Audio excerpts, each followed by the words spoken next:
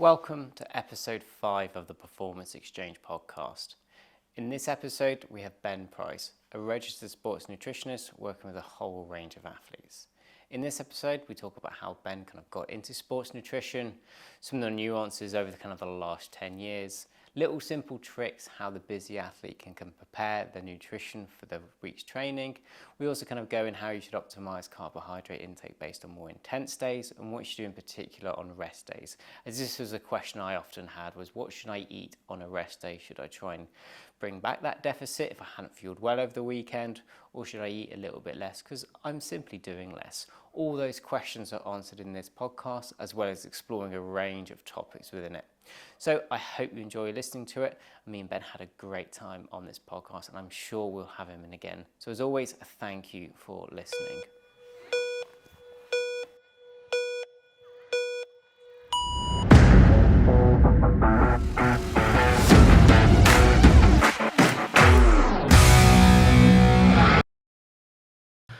But anyway, let's get into the flow because we'll have half an hour of stuff that we'll have to delete out anyway. But anyway, thanks for coming on, Ben. No worries, mate. Just, I suppose, as I say on every episode, just give us a little bit of a synopsis of how you're here today. Obviously, we know you're here today because I've asked you to be on and not dragged you here. Just, what sort of events and has led you to come on to here, really? Yeah. Well, we obviously know each other from our time racing mountain bikes together. Good old days. I guess in terms of the sort of nutrition side of things, I did an undergrad in sports science many years ago, and it was sort of the sports nutrition module that got me most. It was the one that I was most interested in. I had the sort of put the most into, I think, at uni, sparked the most interest, and that's kind of around the time that I was getting sort of into my cycling, basically getting into being a bit competitive, and sort of, I spent a lot of time at university going out with a friend who was a lot faster than me, often after a sort of fairly heavy night out, and I'm just completely blowing my doors off. So, the first time we learned about the impact of fueling on performance, it was pretty mind-blowing and had, a big impact on my own riding. And it was sort of from that, off the back of uni, I'd really been bitten by the sort of racing bug. All I wanted to do really was race my mountain bike in cross country, which is obviously how we ended up meeting. So I did, I was sort of looking for jobs off the back of it, and I'd done a sort of approached talk at one point, the nutrition brand, mainly because they had a mountain bike team, but also I had some interest in sort of the nutrition side of things there. Two going quite hand in hand, really. Exactly. So, sort of ended up off the back of uni, getting a job there, spending a lot of time racing bikes, and that sort of, being in that environment, trying to be an athlete myself, developing knowledge around nutrition, really sort of sparked my interest. After a few years of sort of racing, I guess being within the company as well, sort of learning what I could from the other people there. I felt like I kind of hit a bit of a ceiling in terms of my learning. So, by that point, I was really interested in the impact of nutrition on performance, particularly. So that was the kind of point where I'd always wanted to kind of do a master's after my undergrad, but just didn't have, it was quite an expensive thing to do at the time. Were you in before they gave out master's loans for... Yeah, because mine, I think I've been really fortunate. Well, my year was the first year that had to pay the full tuition fee whack, but then I was the first year that we got the master's loans as well. And then I was the first year they got the PhD graduate loans as well. So, because I think masters now, they're over £10,000. Really? Wow. But so I did a few years of... a few years of applied experience within industry. Working for a supplement company opens up your eyes to sort of how the supplement industry works and some of the stuff that goes on there. I sort of knew that I wanted to expand my knowledge and my abilities, and from there sort of decided to go back to university and try and do a master's in sports nutrition.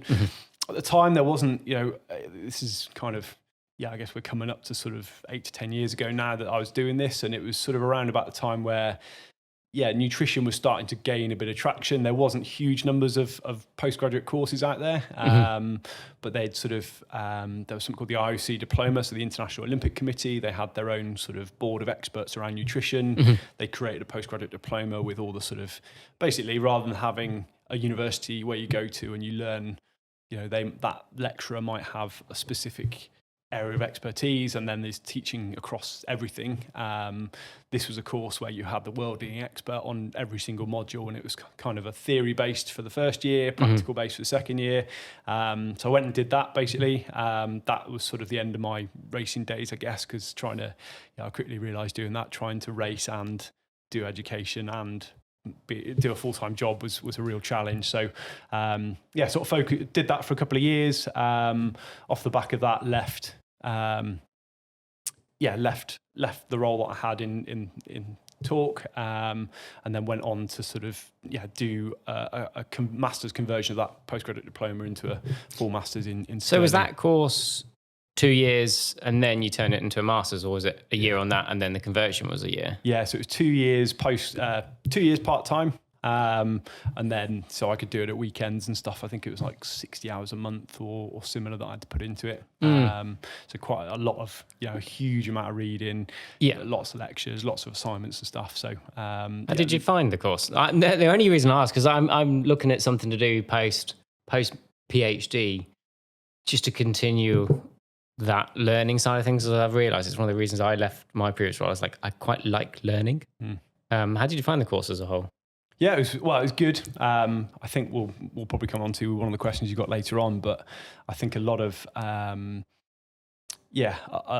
courses are probably lacking in terms of some of the, they teach you a lot of the theory-based stuff. The practice is probably there's not really a coaching element or a behaviour change element to it. So we'll come on to that in a bit more detail later on. But it was good. I learned a huge amount from it. The time I spent in Stirling, where I did my masters, did some sort of a bit of research around Moreton. Learned a huge amount there because we had some real industry experts, sort of very high level academics there in different areas of protein metabolism and carbohydrate metabolism. So learned a huge amount there. But off the back of that, wanted to work more with athletes, and hence why I do what I do now. So kind of out of all the disciplines, what really kind of for you plugged it to be nutrition that kind of gave you the most excitement? I think physiology's been is the most exciting thing. So why nutrition out of everything else that was available at the time? Yeah, good question. I think, as I say, with the time that I did that that module in sports nutrition in my undergrad, seeing the application of that and the impact that it could have was pretty mind blowing. I think one of the key things that interests me about nutrition is just how much of an impact what you eat around your training and your competition can have, how much of an impact that can have, which is what really kind of sparked my interest. Having that experience that I developed in industry was quite powerful as well. Sort of the more you learned, the more you wanted to know about it, and that was when I kind of realised that there was obviously working within industry. You've kind of got a fairly the focus is around developing products to solve problems effectively. Whereas as a practitioner, you've got a much larger toolbox. You're looking at much more of the overall picture as opposed to a very small aspect of of an athlete's nutrition. So having that ability to expand my knowledge and work more overall, I guess, holistically with an athlete was something that kind of pushed me towards wanting to do more in it. I'm still interested in physiology. There's obviously it huge amount of overlap. But it was it was that side of things that pushed me that way, really. Yeah, I say because nutrition is such an interesting element of how much of an impact it can have on performance. It's one of the kind of like key staples of when someone talks about the basics is, you can be putting in all the work, but if you don't fuel for it, and it's kind of all the little things that just make such a difference. And it definitely has gained a lot of traction over the last half a decade, really, where it's like people are realizing the value that it can change performance. Obviously not overnight, and it's quite a long-term process, but even people realize, if I feel well in a ride, I'm not absolutely destroyed the next day. And obviously then I can go out the next day and have a reasonable day of training consistently, and realizing the power that consistency can have. But as your time kind of as working with athletes and kind of the academic kind of qualification side of things, what do you think is kind of what blends the two well? Because some people will have obviously more academic experience, some will have more of the time being as a practitioner. What do you think is the value of both, and can you do one without the other? Yeah, I think the sort of the academic side of things is, I think, really important. You've got to have a good level of technical knowledge as a practitioner. You know, to be able to help someone, you've got to know where you can help them, understand sort of the science that we have, how you can apply it, understand the limitations of research, because there's obviously always everything within nutrition is generally quite context specific. How you'd approach something for an amateur athlete compared to a world tour pro cyclist can be often quite different. So having that ability to understand how research translates into practice is really important. As I say, that technical knowledge is important. But yeah, I think it's had much more attention in recent years. But I think nutrition is still, sports nutrition particularly, is still quite a new kind of discipline. It's really sort of, as you say, grown a huge amount in the last 10 years. There's loads more people coming into it. There's a lot more opportunity, and there's a lot more I guess athletes and teams seeing more value in it. So you're seeing teams investing hundreds of thousands of pounds, if not millions, in kitchen trucks, in having dedicated teams of nutritionists, having all that sort of support there. It's gone from, some teams maybe having a consultant that comes in once a week to, maybe full-time, people in full-time roles. So it's, I think there's definitely more importance placed around it. We're obviously, you look at the kind of number of research studies that have been done in sports nutrition in the last kind of 20 or years, and it is literally like this. Yeah, it has yes, loads skyrocketed from it's an interesting one, because I always find the balance between academic and then experience, and in just an interesting argument, because I think you can sway it both sides. But again, I think I said this on the last podcast as well, one of the things that people may not often realize, that yes, you have a qualification that says, you're competent in this, but it's all the skills that are associated with getting you there, from problem solving, having some sort of objective values that support the decision you're going to make, rather than going, I've got a gut instinct. Actually, like, here's the evidence. I've gone through it. I can interpret it. This is what it means within this sample size that's used, or this population group, or in these certain circumstances. It gives you those tools to basically pick apart the research and actually discuss it well, and then be able to convert it into layman's as well, for the athletes to be able to simply understand. Because I think that's the bridge of like people skills, the knowledge. As practitioners, you have to be very well rounded in those, and kind of in certain teams, you'll come across like cultural challenges within, cycling's quite a power to weight sport. Weight often gets brought up many a times. What sort of barriers have you found, either working with some of the athletes or any of the teams, like those cultural challenges that you've been confronted with, and how have you kind of essentially just dealt with them, or kind of managed to, as what I sometimes call, with when you're trying to implement something without them really knowing, whether it's the Jedi mind trick, so they think it's their idea, or something I like to call hide the broccoli. So whereas you kind of getting them to do what you want, but they don't quite know it, and then they believe it, and then it's like, oh great, it's like happy days. So yeah, hiding the broccoli is kind of, it's a great term. It's like, you try and hide a session that's trying to either test something or profile something, but some riders might get kind of like performance anxiety. So, if they see a critical power test in the plan, they're kind of thinking about it for the next 4 or 5 days, or just try and sneak, oh, maybe we go for a Strava segment that's about 3 minutes. That'd be really good, hey? And they're like, oh yeah, no worries. And they get it without realizing, great, so we've tested this, you've improved. Like, hide the broccoli. Yeah, it's I guess just going back to your original sort of question around, like, obviously it's really important to have, as a practitioner, it's really important to have that technical knowledge. You've also got to know how that translates into an athlete's kind of life, or an actual strategy. How do you take a research paper on glycogen resynthesis after exercise. How do you actually turn that into kind of food-based terms? That's something that's practically able to be implemented.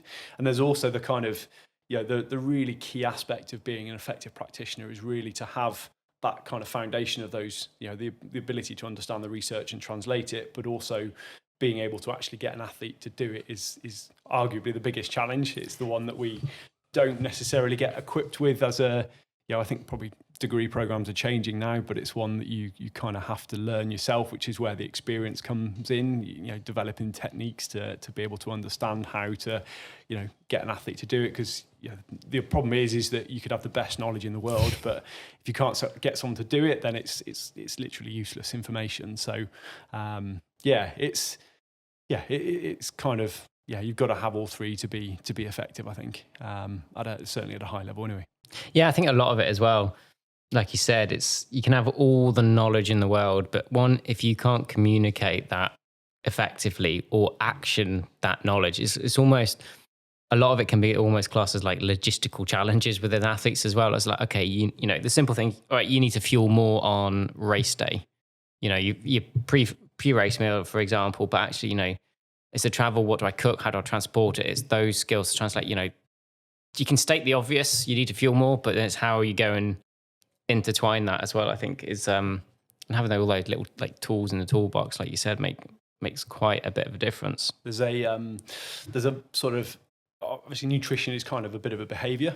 It's kind of so there's kind of within sports nutrition at the moment, there's a lot more sort of focus around developing skills in behavior change. There's kind of, in particular, there's lots of different models of behavior change, but there's a key one that's been sort of adopted within sports nutrition, which is called the COM-B model, which is effectively, in order to get someone to do a behavior, which is, eating after a race or, whatever that nutrition behavior is, they've got to have the COM-B. So they've got to have the capability. So they've got to have the understanding of what they're doing in terms of, like, I've got to eat protein or carbohydrate after a race. They've got to have the the ability to do that, and that can be down to things like cooking skills in the kitchen, being able to sort of actually prepare a meal that they can eat. So there's the capability, there's the opportunity, and then there's the motivation. It's those three factors which feed into actually getting someone to do the behavior that you're looking to do. So capability, opportunity is obviously kind of related to the environment of how you can actually get that sort of strategy up and running. So obviously if you're sort of the opportunity might be limited by your access to cooking facilities, which can quite often happen if you're abroad and you're staying in an Airbnb with with just a microwave. So you've got limited. It could be down to financial resources. It can be, you might know exactly what you need to do post ride, but you finish and you're in a field miles away from anywhere to access food. The options you have there are limited. So there's that, looking at that side of things. And then there's the motivation, which is, where it comes to the communication skills and getting an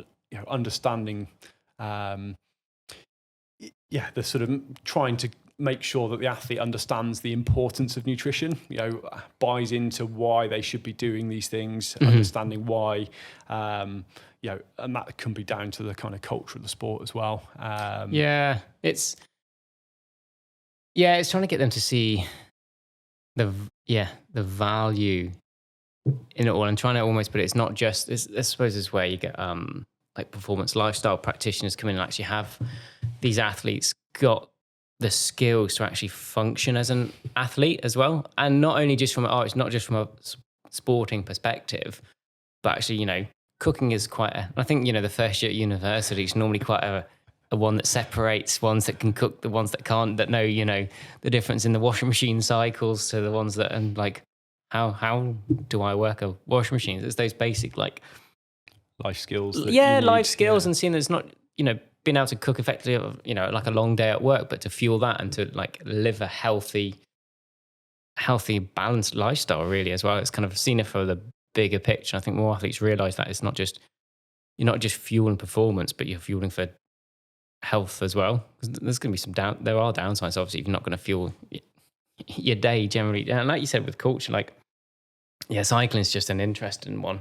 What have you found from your perspective working with athletes? Any, I don't know, cultural barriers that you've found within the sport? People often trying to lose weight and cutting from the wrong places, etc. What have you found? Yeah, I think endurance athletes generally, it's the kind of space that I'm most interested in. It's where I work predominantly. I think there is obviously, it is a power to weight based sport. So, there's little doubt that, power to weight ratio is important in certain aspects of the sport. And that can often be, I think the quite traditional view is that kind of weight loss is often the kind of go-to performance enhancer for a lot of athletes. And that can be, you get that, I think, at club level, particularly in some clubs, if they've got kind of, I guess, kind of potentially kind of old school lines of thought. I think you are starting to see change within that, and there's more awareness around, the importance of eating enough and fueling properly. But it's still, I think it doesn't take much for, respected individuals within a kind of club to have certain views for that to then become the sort of view within the club or the culture within the club effectively. But yeah, I've had incidences before of, I've heard of it and experienced it as well of people that are in, you have, as I say, the kind of more old school kind of staff that have maybe been around for a very long time. They don't necessarily have an understanding of physiology and nutrition and that side of things. It's more, and that then means that they sort of have old school views on you shouldn't be eating during training, or you need to lose weight to go faster. So I think that's a big kind of cultural challenge. I think is around getting people to eat enough. I think it's obviously specific to the kind of level of athlete. I think, and it varies from different environments, but I quite often see issues with old school views around weight loss is always performance enhancing. This is how you should go faster. Sort of a lack of understanding around sort of current optimal practices around fueling.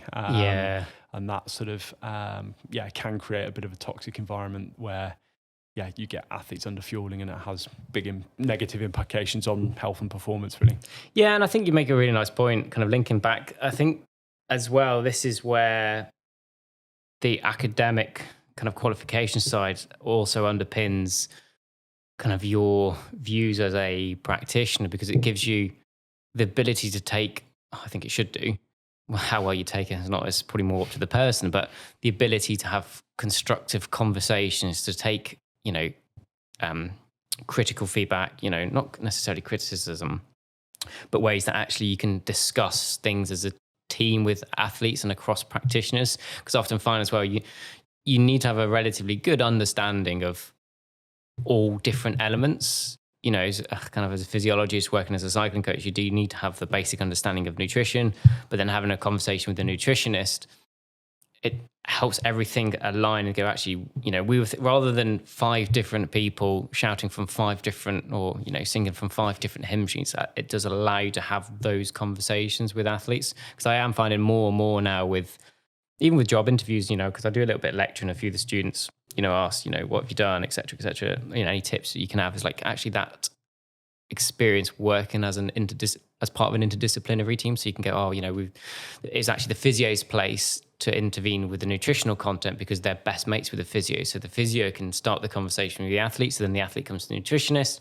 rather than the nutritionist trying to barge his way into working with the athlete that doesn't know them that well. Because there's always that, I've talked about a little bit before, that it's the right to engage with an athlete as well. And it just allows you to have that understanding as well as a practitioner. I just wanted to touch on that because I find it's quite an interesting area, rather than having these kind of old school views in inverted commas, definitely underlined. And I think if you've got if you're in a team environment, particularly where you've got lots of different people, you as a nutritionist might not be there all the time, so you have to kind of influence the other staff to make sure that not only do the riders understand what they need to do, but the people that are supporting the riders understand what they're trying to aim for as well, to be able to best support that and kind of change that culture. As to I had sort of an experience recently where there was I guess female cycling is fairly new. Well, sort of taking off. The professional side of the sport is developing quite rapidly at the moment. You've got professional teams that may not have, nutrition professionals in the team at the moment. Hopefully we're getting towards that point. But, you can have problems there where the nutrition culture, or how people approach things from a nutrition perspective there are given, sort of governed almost, or driven by the behaviours of the more successful riders in the team, which may not necessarily be the best approach. And that, if you've got faster riders in the team that are under fueling, that can then sort of stretch onto the rest of the team. If you have a professional that knows the research, knows what should be the optimal approach, then they can have more of an influence and drive that culture through, influencing the key stakeholders within the team, or the key athletes to try and get everyone on board with what they should be doing to get the best out of themselves effectively. Because I know you mentioned kind of like these old school views. What's, from your perspective and kind of in the time within nutrition, what's been kind of one of the biggest kind of movements over kind of like the last 10 years, and where do you see kind of the research currently nipping into? Obviously, we've seen things with bicarb kind of becoming...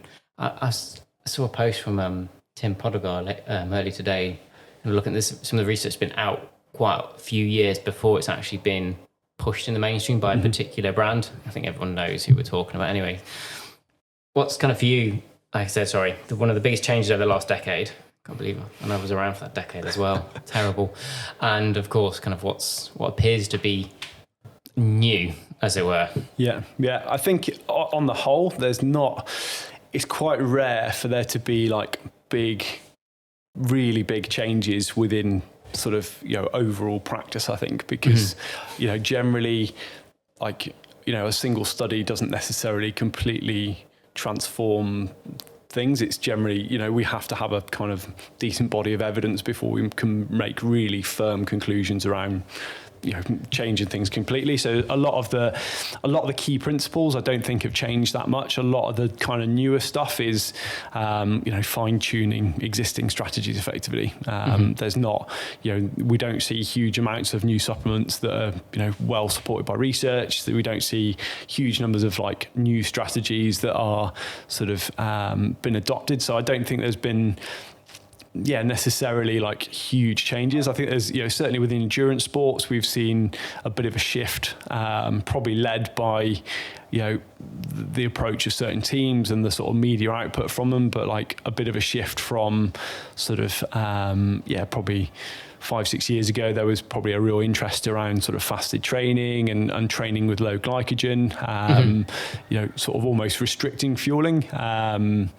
To some degree, but I think often these kind of messages can get kind of lost in translation, and athletes don't necessarily understand the bigger picture or where these things apply.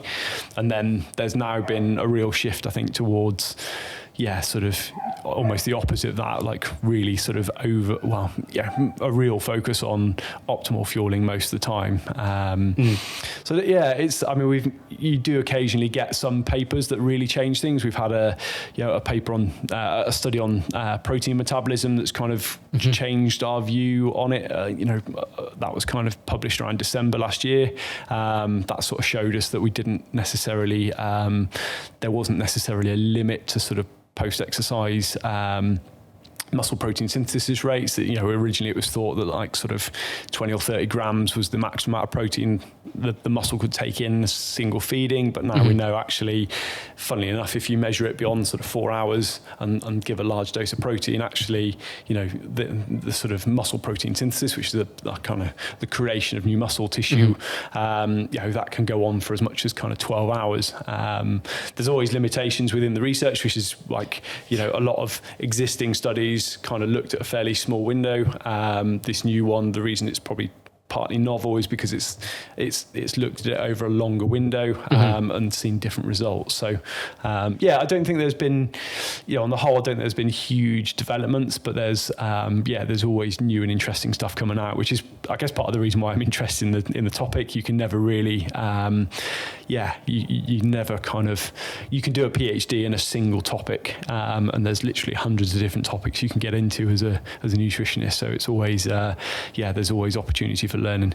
Yeah, I think anything within research as well, you can go down, you just end up going down an absolute rabbit hole. And like you said, like things take time to have an impact. Like my research was based on stuff done in 2012, which was based on some stuff that was based in 2006, which is based on some earlier stuff as well, which is some quite common principles, but it's only started to take lift off in the last couple of years. And then there's a time from writing the research proposal, collecting the data, writing it all up, finish analysing it, then being okay, then sending it off to a paper, then the review process start to finish, it can take 4 years. Like I'm still just writing up my first proper paper with data that I collected in 21, like 21 and 22. Like it takes a long time. It takes, and I think that's just part of how kind of research.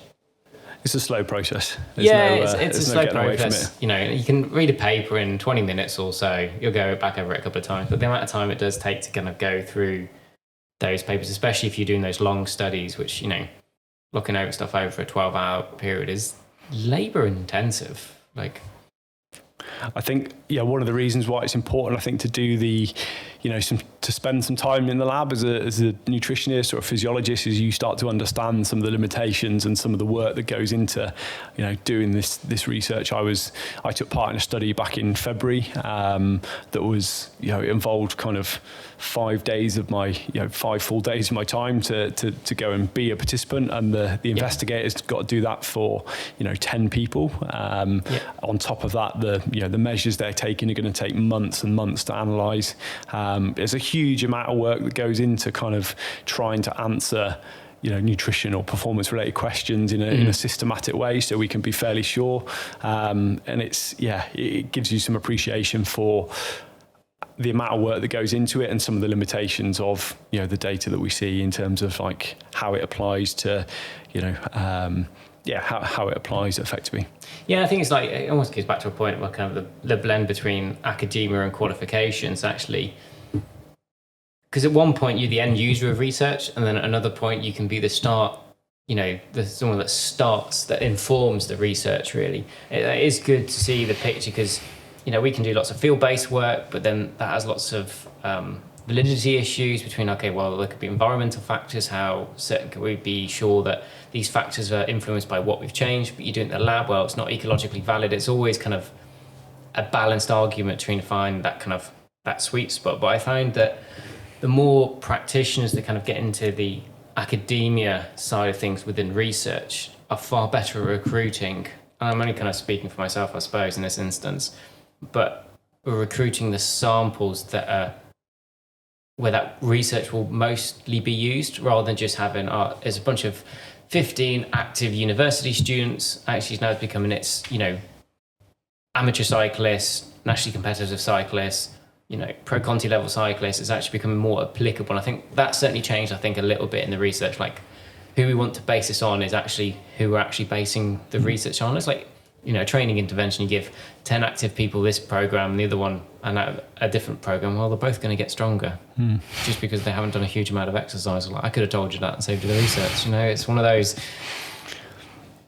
obvious elements, I think, but I think having that appreciation for how research is done is, I can tell you firsthand, it's a nightmare.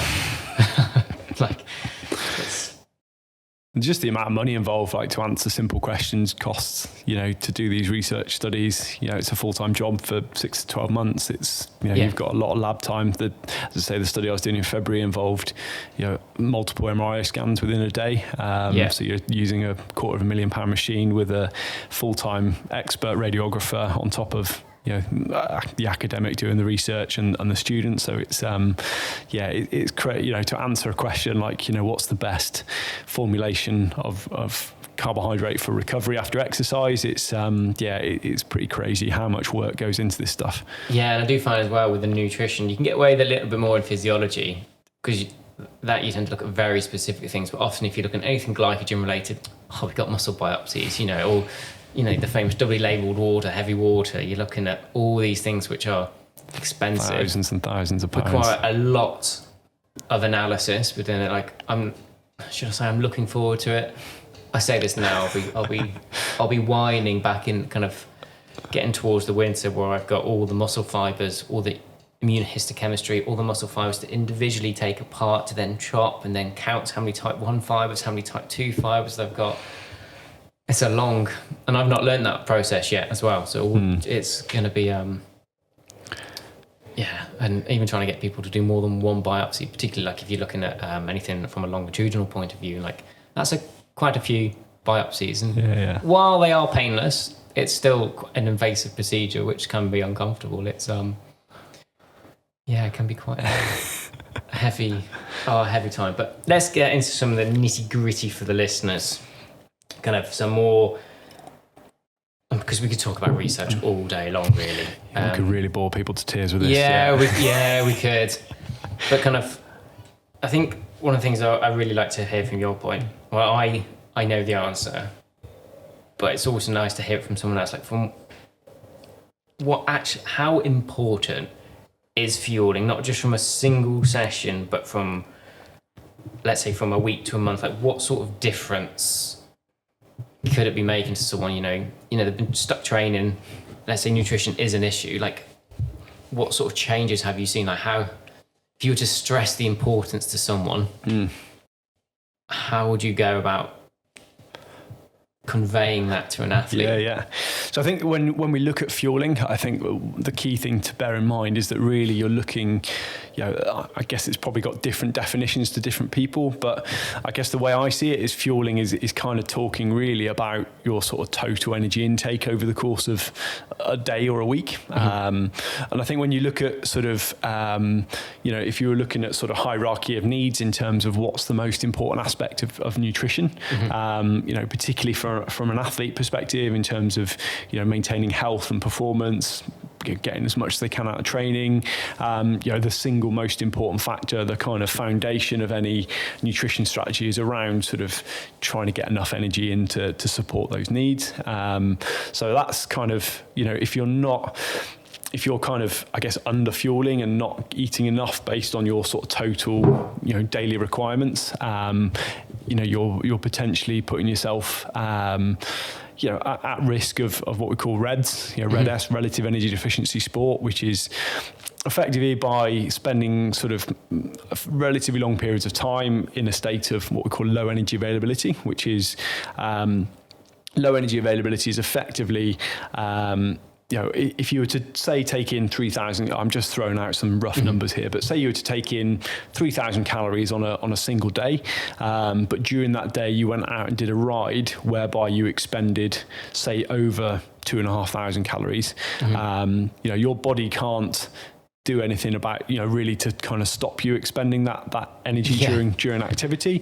So what it means is that of that energy you've taken in that day, you then only have 500 calories, as I say, rough numbers, but 500 calories to kind of support normal physiological function during that day. So things like growth and repair, reproduction, all require energy on a day-to-day basis. And if you have long periods of time, particularly where you're not, you're in that state of low energy availability, where you're not getting enough in to support those needs, then that's where, it starts to have a negative impact on your health. There's a whole host of different sort of impacts that underfueling can have on health, from in females, loss of menstrual cycle because of there's not enough energy to support reproduction, so it's going to shut that process down because there's not enough energy. That then has implications on things like bone health, thermoregulation. Growth and repair is a key one. Obviously, as an athlete, what you're trying to do is you're doing a training session to kind of grow and rebuild stronger as a result of doing that session. And if you're not getting enough energy in, it's going to have negative impacts on that. So, if you're under fueling, you quite often see this is if you can get someone sort of, managing their energy intake around their training better, one of the key things that you're going to see is they're going to get more out of their training because, they can soak up more training load. There's the, all these kind of processes of growth and repair. If you want to grow new muscle tissue, it's going to require energy in order to do that. If you want to grow more mitochondria within your muscle, there's probably a good chance that it's going to need energy in order for that to happen. So, you're going to see better adaptation to training if you can fuel better. I mean, there is obviously, there is an element of, you managing body composition, but there's kind of ways to go about that to try and limit the negative impacts of having sort of a compromised energy intake in order to do that. But I guess on the whole, if you're under fueling consistently, it's going to have a negative impact on your performance, your ability to recover, your power output, all these kind of factors. It's also probably going to negative impact on your health in terms of the amount of training load you can soak up. From a health perspective, obviously potentially leave you more at risk of picking up illness and infection. Just generally not a good place to be. So it's, as I say, like getting enough fuel in on a day-to-day basis to support your needs is the single most important factor within nutrition, really. Have you ever kind of had any issues where any athletes that you've worked with have been slow to kind of trust that eating more? Because I think this goes back to some of the culture issues, there's some issues, around food, and if I eat more than actually I'm not going to perform well. Have you had any kind of instances where that, and kind of what have you done to try and support that athlete with trusting you, I suppose? And then have they kind of then gone, oh yeah, it works, I feel a lot better now? Yeah, it's a real challenge, I think, to change, if someone's got a belief around how they should be approaching things. It's further, I think, exacerbated by sort of social media and some of the message you get. You see people putting out there that kind of there's stuff that and this goes back to the context side of things as well. You can see stuff that is like applicable to the general population, where their challenges are very different compared to an endurance athlete that's doing 20 hours a week. You've got someone that's relatively sedentary, desk-based job. The messaging to someone like that will be very different compared to an athlete that's doing a huge amount of training. So it's challenging beliefs is very difficult. It takes a lot of, I think, time and effort in order to try and do that. It's kind of it goes back to that sort of that behavior change model. It's kind of changing someone's motivation. Looking at what is what are the individual things, what beliefs do they have that are preventing them from taking a better approach, and how can you challenge that? And that's potentially where trying to use I guess examples of people that have this is as you say, going back to the situation within the team. If you've got the top best performing riders on the team fueling well, then it's a good chance that probably the rest of the team are going to do the same. If you've got those top riders, best performing riders not fueling very well, then it's probably going to filter down. I can't imagine that really happening anywhere, not fueling well and going really well. Because my question would then be, well, if you're doing really well, you're going to be even better. So is it just a case of like just spending time with athletes and just slowly kind of chipping away for them to realise, go, okay, yeah, let's go, or just like small little bits so it doesn't feel like massive change for them, really? Then I guess it's going to depend on the individual athlete, what their what the challenges are, what information they're exposed to, what their beliefs are. As you say, you're not with a lot of things in nutrition, you're not going to kind of completely change things overnight. It takes a long time to do that. It's I guess almost down to the sort of personality type of the individual. What are they going to be persuaded by? Are they going to be persuaded by anecdote, or do they want to see proper data? It's kind of all very individualized and trying to work with the individual themselves. Have you found Do you find much people in the middle that kind of like relative, kind of easiest to persuade, but still a bit trouble, or do you find more people are kind of like the extreme and like, yeah, cool, I'll do as you say, or kind of like there's a little bit more of a resistance, or kind of quite, there's no consistency to the athletes I work with, it's just all sorts from... Yeah, there's a full range of different people, I think, with different beliefs. As you say, it depends on what they're exposed to, what their lived experience is. I think a lot of the time, if you've got an athlete that's like, you know, they've kind of been at a set body weight, or they've had like a certain performance at that, it's very hard to kind of challenge them to be... to say that actually maybe you might be slightly better at a heavier weight, or you know, or sort of it's just it's a real challenge to kind of I think that's a nice point about like some people may go better heavier, like you're more optimal, you feel zippy in the legs. Like I got light when I was in my racing. We're probably talking 55 to 58 kilos kind of when I was light, but I raced my best when I was kind of 63 to 66 kilos. Like power to weight was worse, but my raw power was always better, and I barely got ill.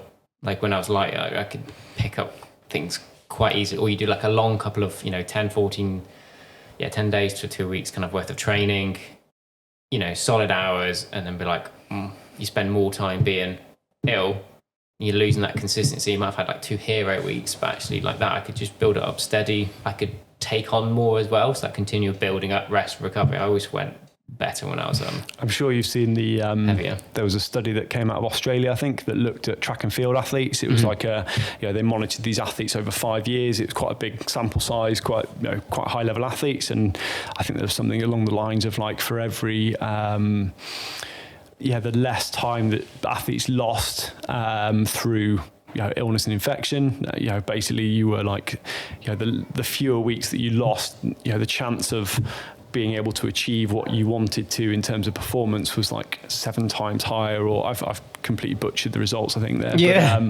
But, the impact was huge. The more consistency people had in their training, the less weeks they lost, the more chance of having success. And you can imagine the sort of impact that, if you went into every session and you were able to kind of achieve what you wanted to in that session, or do more work, or have a good session, recover from it well, you could give maybe 10% more every single session. You can imagine if that accumulated over the course of a couple of years, the impact that will have on on performance down the line is potentially huge, compared to sort of having lots of sessions where the quality isn't there because you're just knackered, you're under fueled. The impact that has is and even huge like as well. little things like be able to take a couple of steps back from the overall view, rather than seeing, now I want to train 6 out of 7 days, but then you consistently, like, then the quality of the sessions go down. Well, actually, if we had an extra recovery day, you can have better quality training sessions. You're less likely to get ill. So over a year,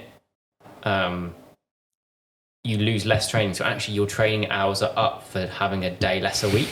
And I think it's that ability to try and translate that to athletes, that just take a step back. Like one single training session isn't going to make you super strong. One super good week isn't going to make you strong. It's that silver bullet is just consistency day in, day out. It's like, one meal's not going to make you super lean. Conversely, one meal's not going to make you fat. A bag of sweets is not the end of the world in one session, but if you eat 15 bags of sweets day in, day out, well then probably isn't the best thing to do. It's not a very sexy kind of message to get across, but definitely consistency is like it's consistency with anything, and it goes back to then it is a behavior. And it's not like thinking I have to have the mindset of an elite athlete. No, you just have to have the mindset of someone that's healthy and wants to have a good life, a healthy I'd rather live 80 good quality years than spend the last, from mid-60s kind of, I've not looked after myself, I've not done any weight training and training, and then having quite a poor quality of life. Like you're also setting yourself up for, later on in life. It's, it makes a big difference, I think. And it goes back to those little things, even like sleep. I think there's been a couple of studies, one looked at just the amount of hours you get. If you get less than I think it was for a college group in America, maybe, I can't remember. It was actually, if they got less than 6 hours, they're X amount of time more likely to get injured. 7 hours, this amount. 8 8 hours, then less likely. 9 hours, then you're unlikely to get injured, and it's then those things popping out. It's like, sleep is kind of like, you know, basically sleep regularly, eat enough, train enough consistently. You'll get pretty. I reckon you get pretty. Obviously, there's start to get a little bit more detail into a few things, but you know, those are kind of the basics, and many do often find bits of that and get a bit lost, get a bit of things wrong. From your experience, where do you find athletes typically, I am generalizing here a little bit, but where do they go wrong? Like, what's the common thing that you've consistently seen over the years?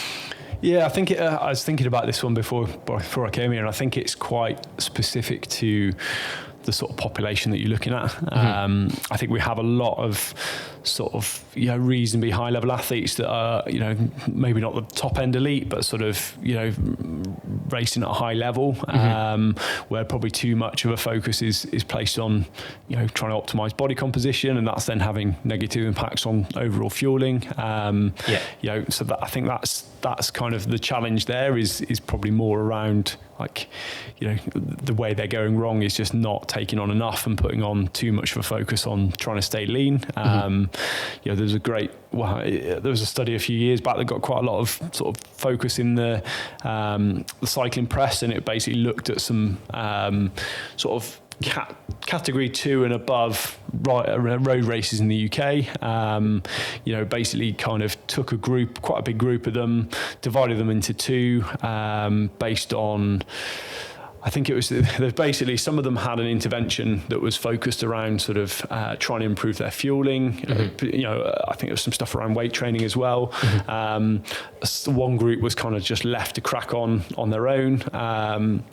I think what the key thing that they sort of showed was that, of the athletes that were sort of approaching their fueling better around training, it wasn't necessarily particularly it wasn't a huge intervention as such, just fairly generic advice. But those that followed it had, I think on average they had a bigger increase in their FTP over the course of the season compared to the other riders. They also saw more British cycling points as a result of it. So I think that kind of population, you potentially got more issues with sort of under fueling potentially. At the lower end of things, I think you often get because sort of more amateur athletes probably struggle a little bit more with, if you've got a busy job, you're doing lots of travel, you haven't got a huge amount of time to train. Often it can be the opposite there. It can not actually, it's not actually, body composition is potentially more of an issue there. And I think often you get those kind of athletes that are the sort of time poor, money rich, that sort of then end up chasing the sort of, chasing every single a bit of equipment they can buy that might make them faster. The gadgets and gizmos for the shortcuts. Exactly. So those, obviously the sort of challenge there is quite different compared to. So I think the general challenges are, I think, very specific to the population. I think we're seeing more.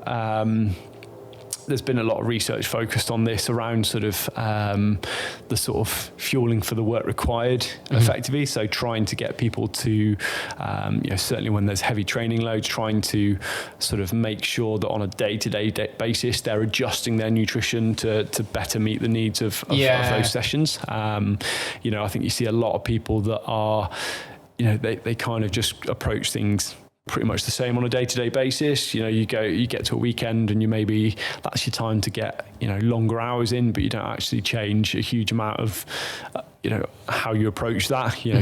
People aren't thinking in advance when trying to fuel up for a big ride, because you can't just wake up in the morning and have a big breakfast and expect to start the ride with fully topped up glycogen stores. It takes 12 to 24 hours to do that if you've got a big ride. So I think there's a lot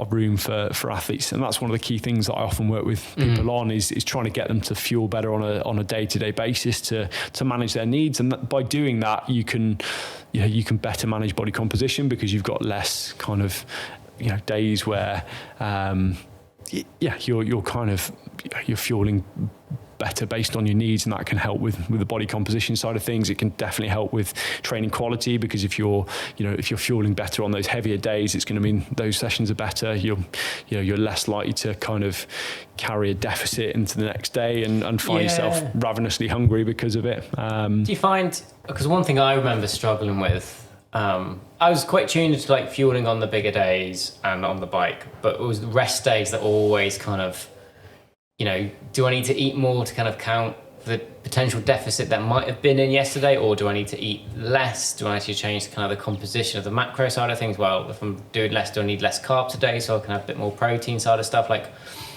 how should I fuel? Well, not me personally, but generally speaking, what sort of approach should athletes take on a rest day? Because I don't think, because we talk about on the bike, fueling for these big days, but often forget, okay, what about the days where I'm not doing much?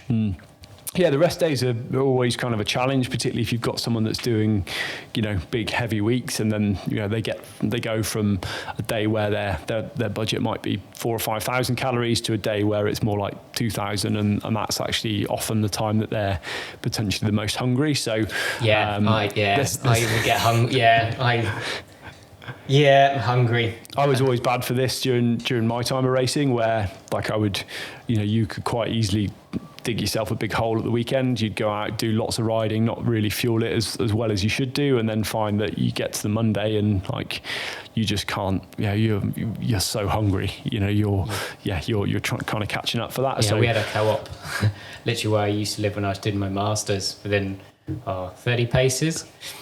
And they'd always do these like lovely pink donuts or jam donuts, and I'm pretty certain there must be about 1,000 calories in that. And I would happily smash through the entire packet. Or they'd do, those little like chocolate cakes or coffee and walnut cakes, and rather, you might share it. I would eat the whole thing in a sitting in a rest day, and I'm pretty certain that was plus what I was required, regardless of the poor quality that might be in there. I think you see that, like, if you can get on top of your fueling more on the day. So if you've got a big training day, trying to kind of match your intake on that day to what the expenditure you've got there, and that largely comes from sort of trying to up your intake on the bike.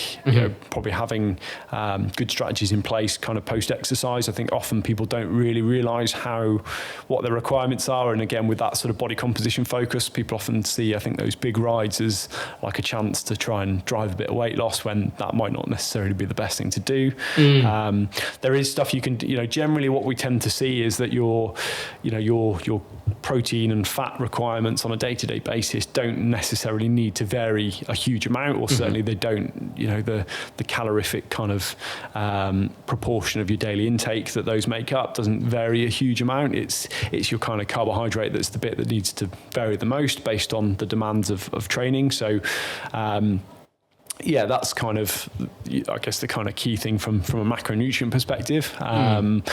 Some people can see, I've seen some stuff around like sort of changing the sort of the timing of it. So almost not thinking of a day as from midnight to midnight, but almost seeing it as like 12 o'clock to 12 o'clock. And that then means that you've got kind of, really with any sort of nutrition, it's kind of your overall, what you do in the weeks and months that matters, as opposed to, the individual days and hours as such. So, if you want to eat a little bit more on a rest day, there's nothing wrong with that. It's probably quite a good time to do it. It's more what that impact has on your overall intake over the course of the week that's the most important bit. So you can, potentially take a bit of a deficit from the previous day into a rest day, so you've got a bit more food volume. There's things you can do around the types of foods that you eat. You can potentially, go for sort of, you see it in a lot of the sort of tours and stuff where they're going for more like fibrous rich kind of foods that are going to be more filling, lower energy density, so lower, you basically get a larger volume of food for the same amount of calories compared to more energy dense stuff. High energy density is quite important on heavier training days to allow you to get that sort of total energy intake. But on rest days, eating more, fibrous vegetables, for example, can be a good day to do it. It could also be just accepting that, your rest day is a good time, particularly if you're going into into another heavy training session, it could be a good day to kind of top up on glycogen ahead of that next day. So so it kind of like depends really how your previous. I think this goes back to like taking a step back and looking how things have gone, and like as well as like a plan. Like plans are dynamic in their very nature. So actually, okay, I maybe for logistical challenges, or I forgot, I was busy, I didn't fuel as well for my weekend's ride. Okay, now I need to adjust Monday rather than going, Monday's a rest day, so I don't need to eat much. So then you carry that deficit, then it's a Tuesday session, Tuesday, Wednesday, and we come around, and then 4 months later, I've been training hard, but I'm tired, I'm grumpy. What's going on? Oh, it's because that single day where actually if I ate more on the rest day, I might not go into anywhere near as much deficit and then carry that through. Key thing is probably around the training day itself. That's kind of, I think a lot of athletes you see, they'll wake up in the morning, maybe have a little bit of a bigger breakfast before a big ride, and then the focus is on sort of the sort of post-ride period, we're actually probably putting more of the sort of fuel in before the ride so that you've got enough glycogen stores to get you through that ride, or put you in a better place. Prior to the ride is arguably a good place to kind of go to support that. Certainly taking in more on the bike itself is another kind of key thing, particularly if it's over a 2 or 3 4-hour ride plus. Fueling on the bike has a huge impact there on terms of the quality of that session and how long it's going to take to recover from it. And kind of think about things. How do you find working with, or any advice for kind of like I'm going to class as the busy athlete? There might be a multi-sport athlete, where they kind of might up early gym session, and they've got like, they might not have much of a breakfast because they don't want to kind of see it and swim, and then they might kind of then go have a run, and they might have a bike later on in the day. And obviously those are all energy demanding sports, some are quite high impact as well. What sort of logistical tips can you advise for those athletes to ensure that they can at least try and kind of get enough, and like what sort of time saving or little things that people might not have thought about, or any kind of easy win foods as well, which people might not have thought as being performance fuels as well. Like, what sort of advice would you give to the busy athlete? I think there's a lot of people out there that are sort of take their sport very seriously, but also have a lot of other commitments in terms of families. Triathlon's a good example of multiple sports. I was obviously been a triathlete, or because of like I said, it's you can have all sorts of situations, which means planning is almost needed, otherwise it just what's some like quick wins almost as well. I think having an understanding around what your sort of energy demands are on those days is really important, and knowing sort of having a bit of an idea as to how what a day, what an optimal day in terms of nutrition would look like to try and support that. So where would you start to try and then understand, let's say someone that's not really coming to calorie counting or kind of an understanding, how would they start to kind of understand what the demands of that day might actually be? So we can sort of, I guess in cycling particularly, we're quite useful in terms of we can use the data we get from a power meter to get a good idea of what expenditure has been in that session. You can also, obviously there's plenty of calculators out there online that gives you kind of a rough idea of what your needs are before that. Using heart rate and stuff can give you an idea as to what your sort of energy demands are for individual sessions. With any sort of calorie counting, there's always kind of limitations with it in terms of the accuracy, but it can help get you into the kind of ballpark of where you need to be. And you may only need to do it for a couple of days or a few days just to get an idea of like, right, actually, crikey, on this day my expenditure's huge and I'm getting nowhere near that in terms of intake, so adjusting things accordingly. I guess in terms of like tips for helping an athlete to do that, it's if you've got that sort of situation where you're kind of burning the candle at both ends, you've got a huge expenditure, planning and preparation is going to be absolutely key there. You know, trying to kind of bulk prepare meals so that you know that you have stuff available. You know, breakfast, for example, you can have stuff ready to get. You know, you can prepare 3 or 4 days worth of breakfast at once, and then you've got, you know, if you're coming out of a pool and you know you're doing a morning session, you know you've got, you know, a meal there ready to go. Having some, maybe almost writing out a plan of like, right, this week these are the sessions I'm doing. This is how I'm going to go about sort of fueling those sessions. What about like for someone, because I know I've worked with a couple of people that struggle to eat in the early morning sessions as well. Anything for them to kind of, I know you can kind of blend everything, but, and I do have one or two that do kind of, they know they can't, but they can actually feel like they can, particularly on race day for like a stage race or kind of a big training camp, they feel like they can drink more calories than they can eat as well. So anything around, what's your kind of... Yeah, I think there's there's probably a bit of a kind of... often I think you kind of need to accept that if you've got a really heavy energy expenditure and you're trying to take on a lot of energy, you know, typically you're not going to be able to do that with kind of, you know, quinoa and roasted vegetables. It's going to be, you know, you have to kind of adjust the types of foods that you eat in order to support that.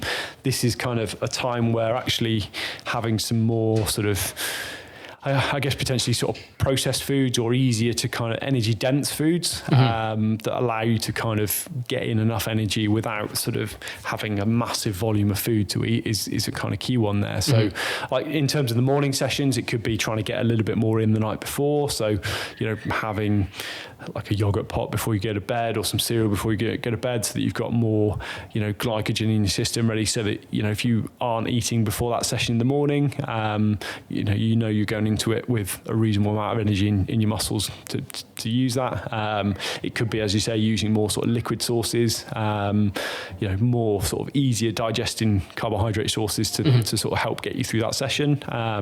It's not uncommon, you know, often sort of triathletes particularly are a population that often really sort of, you know, with the sheer volume of training that they're doing, 20, 30 hours a week, it can be a real kind of challenge to do that. So planning, preparation, having, you know, lots of kind of backup plans. So being able to sort of, you know, have bars that you can access in a cane, you know, a kit bag so that you're not having to kind of think too much about things. It's almost something like, you know, you have your savings for your emergency day fund. It could even be a case of you have like a cupboard that's continuously topped up with, you know, I think when I was racing in my car, I think in one of the back seats in the glove compartment, there's enough for quite a substantial amount of food. And I always used to have a box of emergency snacks and food in the car because you might come to a race day and you've forgotten something. I think it's, just having those in place. What would be your like favourite, I think it's going to be for you personally, your like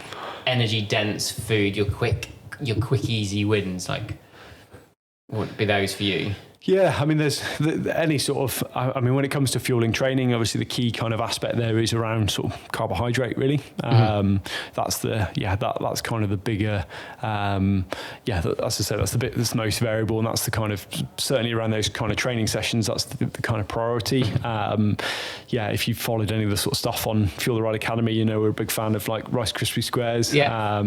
There's kind of, I mean, these are for sort of options on the bike. For off the bike, it can be, you know, any of your bread, rice, pasta, you know, any of those kind of things, you know, your dried fruit, your fresh fruit, your sort of oat-based bars, all that sort of stuff is quite easy to kind of get in and digest and help hit those kind of total amounts. There's a great Instagram account that's popped up recently called like Pocket Fuel. They're showing like it's a couple of pro riders that are showing like loads of different sort of options for like things you can make at home. I guess a bit like your kind of Feed Zone portables. I think most cyclists have had the version 1 or version 2 like at some point and failed miserably at making their first batch of rice cakes. There's loads of different options out there. You know, you can obviously just go for whatever kind of you like to have, really. it's planning preparation, sort of trying to know when those kind of key times are, and having something in place to be able to to have something to hand that's easy. It's amazing what 20 minutes on a Sunday afternoon of like planning preparation can do for the rest of the week.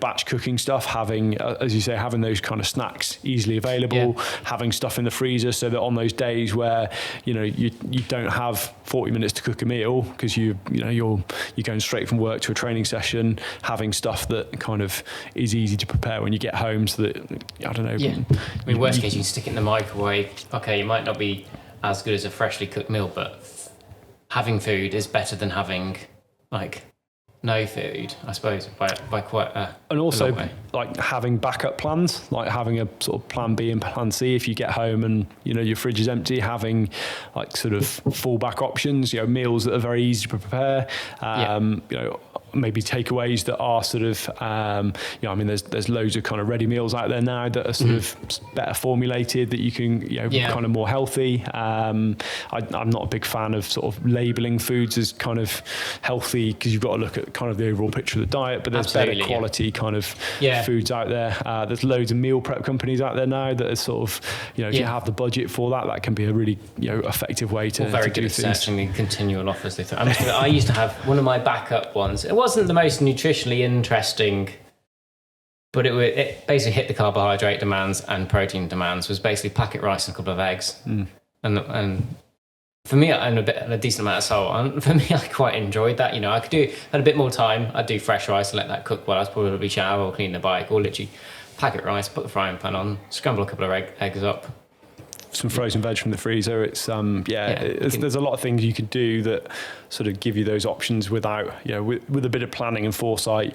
There's a lot of things you could have in the freezer that are just make it very, very easy. And I one of the guys I used to work with, Chris McNamara, most people will know him from the kind of the racing scene as well.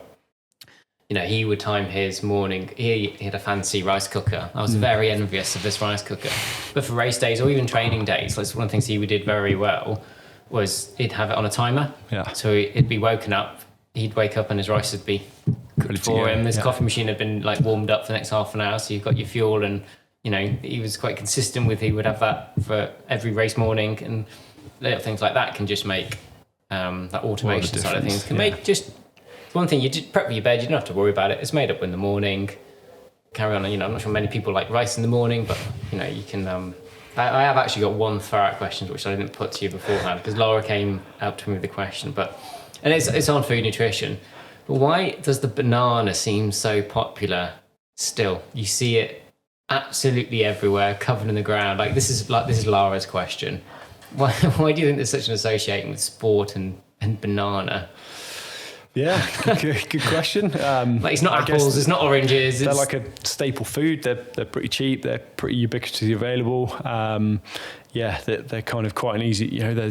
We've got research out there comparing bananas to like sports gels, and they can be as effective in terms of delivering energy. There's one on potatoes as well, wasn't there? Yeah, mashed potato. There's a few kind of real food real food sort of sort of sources out there where there's been like products that have been sports products have been compared to sort of normal raisins. I'm aware of one on raisins, bananas, potatoes. There's quite a few on like confectionery bars, but I'm struggling to find what they define. Crushed raisins are used quite a lot as a carbohydrate source for quite a few sports bars as well. It's amazing actually. I know you've got a question on sort of glucose fructose ratios, but a lot of fruits within nature have generally like a 1-to-1 ratio of glucose to fructose. So it's not a surprise that things like bananas and raisins, yes, they're kind of, you're going to have to consume a larger volume of them. They're potentially going to be a little bit harder to consume compared to a sports drink or a gel. But, for the vast majority of time, they're probably just as good, just as effective as I can't say I'd imagine, we'll get onto ratios shortly, but 120 grams an hour of bananas would be... an interesting one. A couple more questions actually before we kind of move on to the kind of the final bits of ratios. What sort of advice would you give for an athlete that's kind of racing kind of in the evening, in particular, as well as kind of like the afternoon? Because that can be an often question, like, okay, when should I eat and what should I avoid? I think it's kind of better rather than what should I eat, what's certain things that they should avoid. Yeah.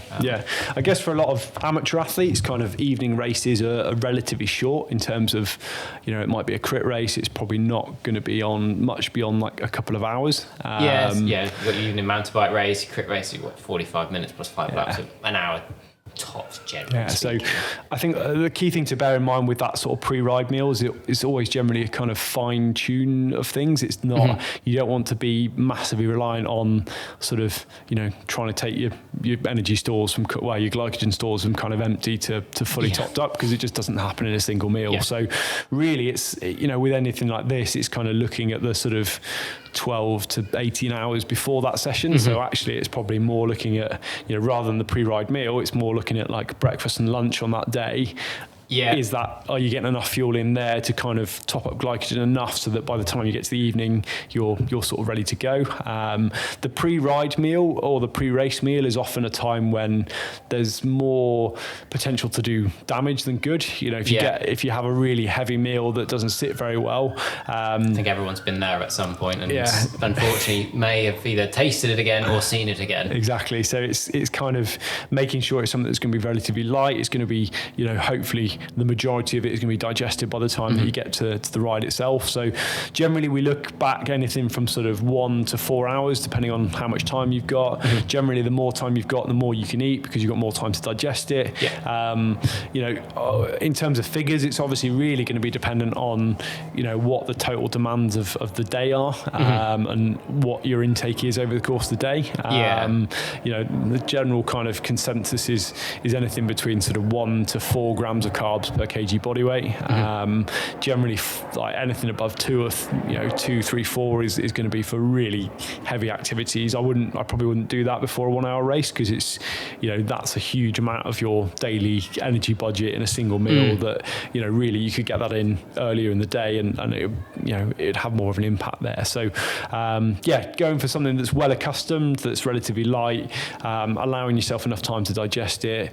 Obviously sort of carbohydrate based if it's going to be high intensity, and just allowing you enough time to it sounds like then athletes really should start thinking about the nutrition for the day before, because I will certainly subscribe to some sort of activation, right, to kind of just confidence boosting ride where you feel like you're holding back, kind of opens up everything. It should be really then from that point on you're thinking about your nutrition really for the next day, which then probably puts it in that 12 to 18 hour window. So it's kind of, again, that step back of looking, actually, it's not just the pre-race.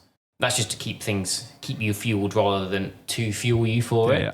And athletes then, that's probably quite a nice point for everyone is, consider it on that from the point in which you finish your pre-activation ride, then start thinking about those meals then should be all directed towards kind of your race that next day. And going back kind of then to the evening races, because this is often where I see athletes struggling a little bit, is we'll kind of touch on 2 points. One is kind of like then, because obviously they're going to fuel, it probably isn't going to be as dense as a normal meal. They race in the evening. Do you think then kind of they have another a full-size meal kind of post kind of that race, even if sometimes you can finish racing at 8:30 in the evening as well? Like how would you kind of work with an athlete or suggest they kind of look at it from a post-crit? Because then again, like you said, an hour, it's probably not particularly going to deplete you as such compared to 3, 4, 5 hour race. It's I guess it's I'll steal this one from James Moran, who nutritionist who works for Uno X, but he said in a podcast once, you've got when it comes to recovery, you've got to think about what you're recovering from and what you're recovering for.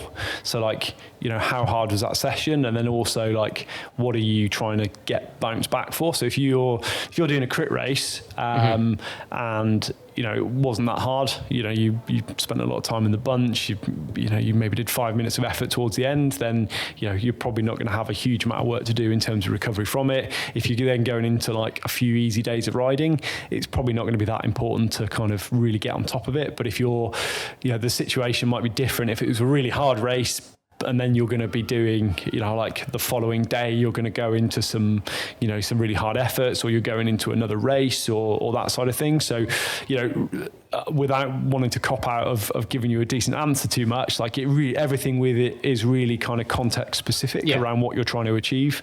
Definitely getting someone in after a ride like that is going to be important, but you're trying to manage sort of, you might not have a huge appetite after it. Certainly doing a lot of intensity can certainly in my own experience, I've found that you don't necessarily, you're not necessarily super hungry. You don't want to necessarily compromise your sleep by a few hours to stay up and prepare something. So it could be a case of literally just kind of, having a milk-based recovery drink or that side of things. That's a good suggestion I give that. Going to bed. If you've got something more, I remember one of my own experiences was doing a mountain bike marathon, and they used to do like a Friday or Saturday night, like night ride, which was a couple of hours, and then you go into a mountain bike marathon on the Sunday. And I always remember I did one in Ruthin, and I was the first rider back on the 2 hour night ride. I remember those. I never did one, but I do remember them being on. Yeah, I just completely, obviously being sort of first rider out, I kind of went pretty deep on that Saturday, and then I had no real idea around sort of how much how much you kind of needed to do in terms of recovery there, and obviously I got halfway into the next day and completely blew my doors off. So that's the sort of situation where I probably should have gone probably really much more aggressive in terms of intake afterwards. That's obviously, I didn't get to bed till 11 that night, woke up at 6 the next morning to go out again. That's the time where you want to be really aggressive, taking on a lot more food, probably going for stuff that is going to be a lot easier to digest, so it's not going to negatively impact sleep. But obviously, if I'd gone straight into a rest day, it'd be completely different. So you don't really want to have a super heavy meal. Sleep is such a fundamental part of recovery. You don't want to have a super heavy meal that means that you're not going to get to sleep for a little while, or you're going to be up because you've got this kind of heavy meal sat on you. I think it's the importance of sleep. This goes back to them. It's quite common for people to pop caffeine gels, and I've had this conversation with a couple of athletes. And generally speaking, I will try to, for me personally, restrict caffeine kind of by 2 o'clock, generally kind of 1 o'clock in the afternoon, because otherwise I find I seem to be more sensitive to it in the afternoons, and it does, because obviously the half-life of caffeine is about 5-6 hours as well. So if you've got 200 milligrams, 6 hours later, you've still got 100 milligrams. Caffeine's quite a common thing to pop on the start line of a crit race, but that's also in the evening. And one of the byproducts of that is obviously you've got racing anxiety kicking up, so you've got heart rate, through the roof anyway.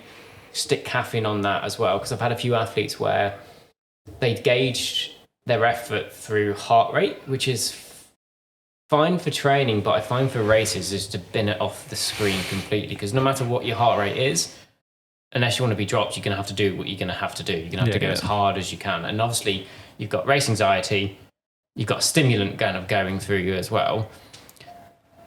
And often you've got the buzz post as well, whether it's gone really well or really not so well. That then have half-life, if let's say you pop a caffeine gel at 6 o'clock, by midnight, still let's say it's a 200 milligram pill you've taken, you're still going to have 100 milligrams that. Do you think athletes might need to reconsider? Because I suggested 1, binning off heart rate, and 2, stop the caffeine gels in the evening, because you will, heart rate's going to feel higher naturally, and it's likely to have an impact on sleep. Kind of what's your take from a nutritional point of view on that? So it's I think you can't get away from the fact that caffeine is a very potent ergogenic aid. It's very good at enhancing performance. So certainly the vast majority of the time it's something that you generally want to be, if you're an athlete and performance is a focus, it's probably something you want to consider. So it's kind of, I guess, looking at that sort of trade-off between race performance and recovery and sleep effectively. How important is that individual race, and how important is the sleep? If it's kind of, if you're almost using that as a training race and having caffeine and having that sort of negative impact of sleep as a result of it, is that going to negatively impact the rest of the week of training? And if that's kind of more important than the race result itself, then definitely a good time to probably wind it back a bit. Just stick with your habitual intake as opposed to pop in more of it on the race. But if it is kind of, if that's the race you really want to target and really want to perform and you want to focus on, get, as you say, that kind of post-race buzz is often enough to keep you awake anyway. So, caffeine might not necessarily have much of an impact if you're already buzzing. So I think one thing to bear in mind with caffeine is that it kind of, yes, you do get benefits from it kind of relatively immediately, but often it takes 30-40 minutes to kind of peak within your system. So certainly for a crit race, if you're having it on the start line, it's going to be peaking towards the end of the race. So it could be, taking it in a little bit earlier in the day. You've just got to bear in mind that when it comes to sort of optimal timing of it. So it's that risk and reward, I think. If it's an A race, then maybe go for it, and probably just bin off heart rate. Because I'm honestly, I can't really see the use of being able to immediately have the feedback of your heart rate, because otherwise you might end up seeing numbers that you think, I need to back off it, and it's actually, it's just the adrenaline that's going, it's the excitement, it's the buzz, or I'm in the breakaway and it's like going, or you get, I still get it watching cycling now, the sprint, like, because I know the sensations and feelings that you've got. The final 500 meters, your heart rate's pounding through the chest, you're watching everyone that's going through, the move hasn't moved just yet, you're going through the last couple of corners, you realise you're pushing out position, so you need to move in a little bit, your heart rate's going to be through the absolute roof. It's just kind of like, unless you're on a solo breakaway maybe and you use that as a bit of feedback, but I can't find the use for having heart rate immediately there, especially if you start seeing numbers like I said. I think you might end up almost scaring yourself, I think. If I sat there down, I remember, kind of in the junior kind of youth days, I averaged like 200 beats for like 15 minutes. If I saw that nowadays, I'd be, geez, I think, I don't think we would see that these days. Maybe we're too old. To be fair, I did do a running VO2 max about a year or so ago, and I did clock out at 208. I was, everything was going dark and fuzzy at that point. But, I did find the fitter I got, my max heart rate dropped, but that's a conversation for another day. Right. One last question before we kind of have one or two little snippets before we go. As we did touch a little bit on, I think, we've got to touch on ratios a little bit. We've got 1-to-1, we've got 1-to-0.8, and we've got the kind of classic 2-to-1. What should athletes really pay attention to, kind of which ratios? Is there any quick reasons why one ratio might be better for another athlete, or should they just kind of carry on because most of the stuff should be fine? What things should they look out for? I guess what we're talking about here, just to kind of is around sort of energy products for on the bike, or during exercise, where we know that if you use kind of our absorption capacity of glucose, basically it's a way of getting as much carbohydrate into the system as you can, which can then potentially impact performance. So basically by using a combination of glucose and fructose, we know that glucose we can get in around about 60 grams an hour, but even if you take on more than that, it doesn't necessarily mean it actually gets into the system. So by using, combining that glucose with fructose, fructose on its own isn't a very good deliverer of, isn't necessarily a great thing to have on its own. As I discovered when I was doing the recovery study back in January, February, basically fructose on its own is not very good for our digestive system. Very sweet as well. Very sweet, it had quite explosive effects for me. And made for those sort of effects. It led for quite an awkward train journey home, quite a worrying train journey home. Basically if we can, fructose uses a different transport in the stomach. So basically by having a combination of glucose and fructose, we can take on, compared to 60 grams an hour, we can take on, potentially 90, 100, maybe even 100 and up to about 108 grams of carbs an hour, which can potentially have impacts on performance. I say potentially, we'll cover that in a minute, but effectively there's a lot of interest in sort of supplement companies at the moment around, everyone's got different ratios and some say their ratio is better than the others.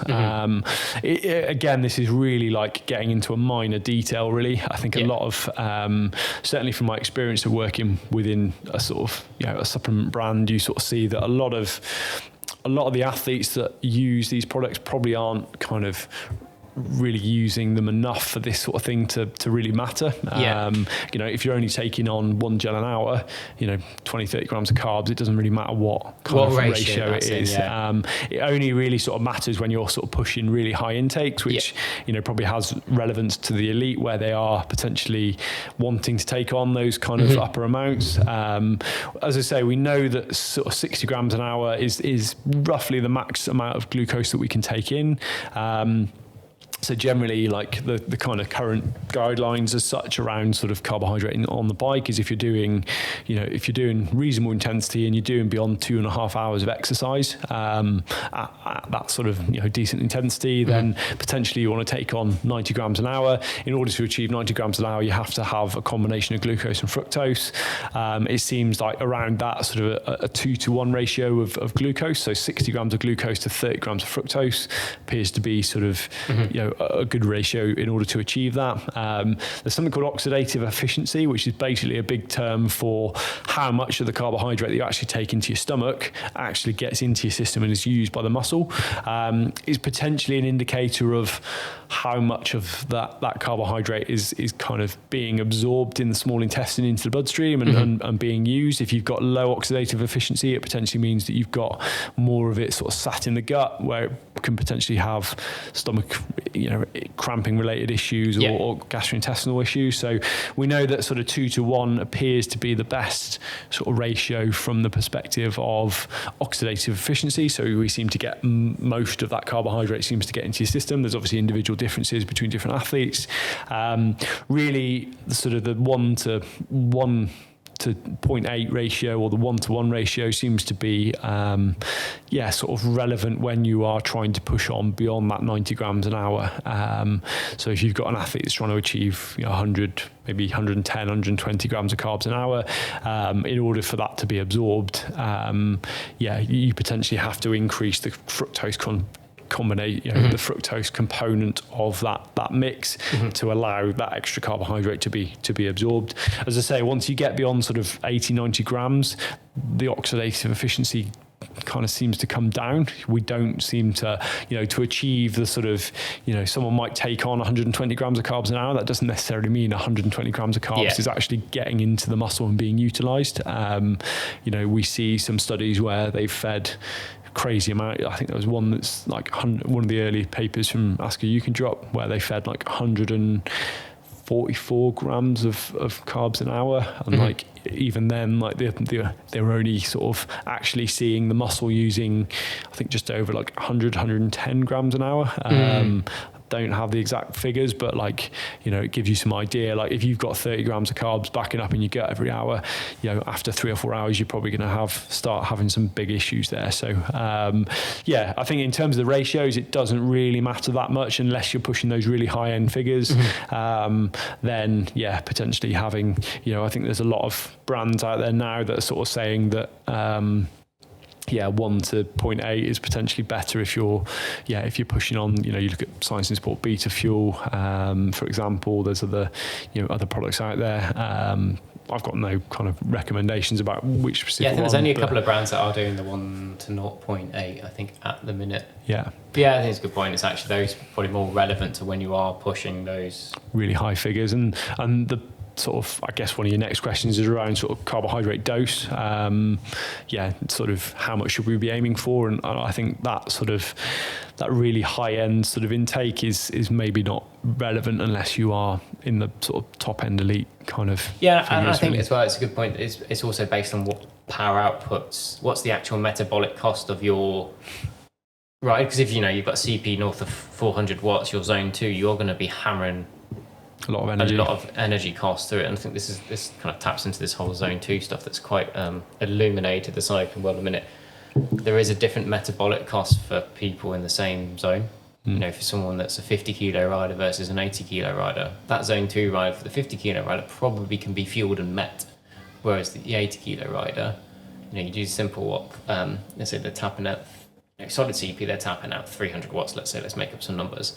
Well, minimum that's going to require, so that'd be steady state, so 3 litres of O2, you know, if that's a set percentage of your VO2 max, you can try and back work out their top end VO2 max and look at the actual oxygen cost for that, make a rough guide of what the RE are, so the respiratory exchange ratio, so what's likely the carbs to fats ratio, and work out roughly if they're going to be able to meet that as well, which is quite a little, that'd be a nice calculator. But there'd be quite a few ifs, buts, maybes, and errors within that. But as we kind of tie up really, what 3 bits of advice would you go to give an athlete or ask an athlete to kind of get an understanding for nutrition, or tips for them, like quick fire tips really?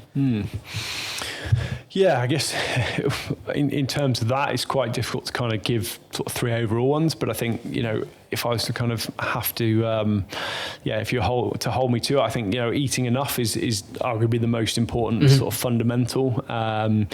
Doing the basic things consistently, getting enough variety in your diet, eating enough carbohydrate, protein, particularly, they're the kind of key things that you need to stay on top of. I think, when you look at total energy intake, if you can match that to your training needs on a day-to-day basis, eating enough is the kind of, as I say, key for performance, for health. Getting enough micronutrients in, is one of the kind of key ways to do that, is just to make sure we eat enough and a good variety of different foods.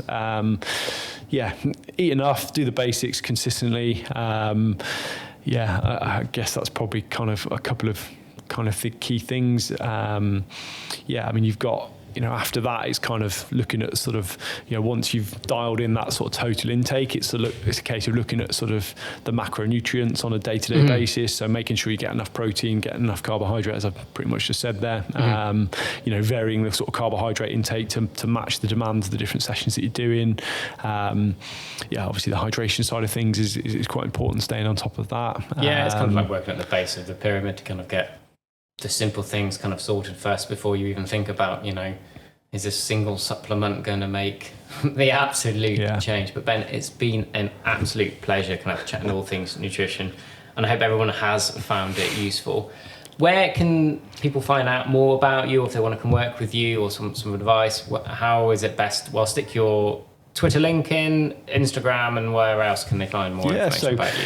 I run my own consultancy, predominantly focused around sort of coaching athletes, around endurance athletes, predominantly around sort of sports nutrition. So, benpricenutrition.com, Ben Price Nutrition on Instagram. I'll stick that in the bio in the link. I also work alongside a friend, Chris Lowe, who's another nutritionist. He's put together something called Fuel the Ride Academy, which is effectively sort of an online course to, I guess, I know it's a sort of... there's no guessing in it. You did outright it. An online course to sort of help raise the standards of nutrition within cycle sport. So we cover pretty much every discipline. It's kind of a course designed to give you all the tools, both in terms of the knowledge and the practical application of what you need to do to kind of optimize your own nutrition for for your training and racing.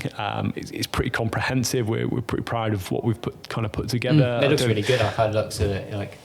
And we have got Chris Lowe coming on the next couple of weeks onto it as well. So go and check those bits out. Awesome, Ben. Thank you so much. No worries. Thanks for having me. Cool. Nice one, mate.